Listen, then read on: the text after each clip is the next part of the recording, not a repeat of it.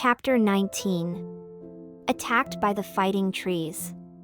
The next morning Dorothy kissed the pretty green girl goodbye, and they all shook hands with the soldier with the green whiskers, who had walked with them as far as the gate.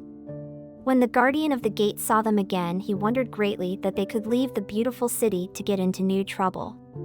But he at once unlocked their spectacles, which he put back into the green box, and gave them many good wishes to carry with them. "You are now our ruler," he said to the Scarecrow, "so you must come back to us as soon as possible." "I certainly shall if I am able," the Scarecrow replied, "but I must help Dorothy to get home, first." As Dorothy bade the good-natured guardian a last farewell, she said, "I have been very kindly treated in your lovely city, and everyone has been good to me. I cannot tell you how grateful I am." "Don't try, my dear," he answered. "We should like to keep you with us, but if it is your wish to return to Kansas, I hope you will find a way." He then opened the gate of the outer wall, and they walked forth and started upon their journey. The sun shone brightly as our friends turned their faces toward the land of the South. They were all in the best of spirits, and laughed and chatted together. Dorothy was once more filled with the hope of getting home, and the Scarecrow and the Tin Woodman were glad to be of use to her. As for the lion, he sniffed the fresh air with delight and whisked his tail from side to side in pure joy at being in the country again, while Toto ran around them and chased the moths and butterflies, barking merrily all the time. "City life does not agree with me at all," remarked the lion, as they walked along at a brisk pace. "I have lost much flesh since I lived there, and now I am anxious for a chance to show the other beasts how courageous I have grown." They now turned and took a last look at the Emerald City. All they could see was a mass of towers and steeples behind the green walls, and high up above everything the spires and dome of the Palace of Oz.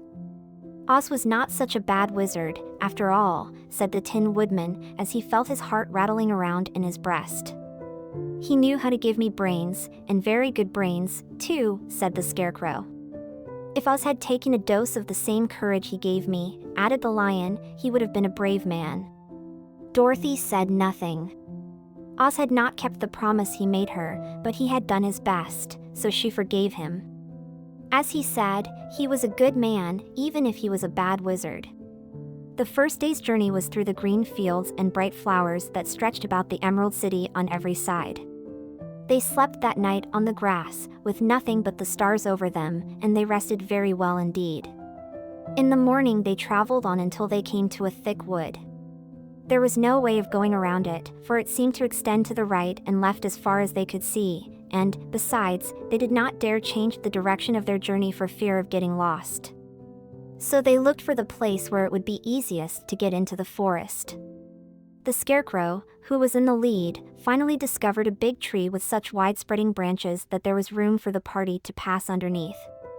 So he walked forward to the tree, but just as he came under the first branches they bent down and twined around him, and the next minute he was raised from the ground and flung headlong among his fellow travelers.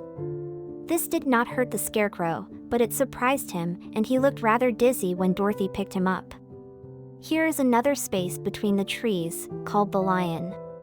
"Let me try it first," said the Scarecrow, "for it doesn't hurt me to get thrown about."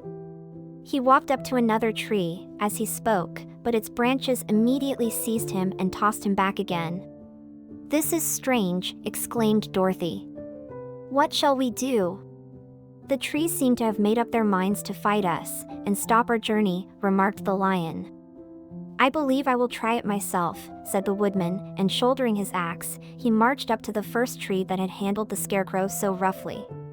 When a big branch bent down to seize him, the woodman chopped at it so fiercely that he cut it in two. At once the tree began shaking all its branches as if in pain, and the Tin Woodman passed safely under it. "Come on," he shouted to the others. "Be quick!" They all ran forward and passed under the tree without injury, except Toto, who was caught by a small branch and shaken until he howled. But the woodman promptly chopped off the branch and set the little dog free. The other trees of the forest did nothing to keep them back, so they made up their minds that only the first row of trees could bend down their branches, and that probably these were the policemen of the forest, and given this wonderful power in order to keep strangers out of it. The four travelers walked with ease through the trees until they came to the farther edge of the wood. Then, to their surprise, they found before them a high wall which seemed to be made of white china. It was smooth, like the surface of a dish, and higher than their heads. "What shall we do now?" asked Dorothy. "I will make a ladder," said the Tin Woodman, "for we certainly must climb over the wall."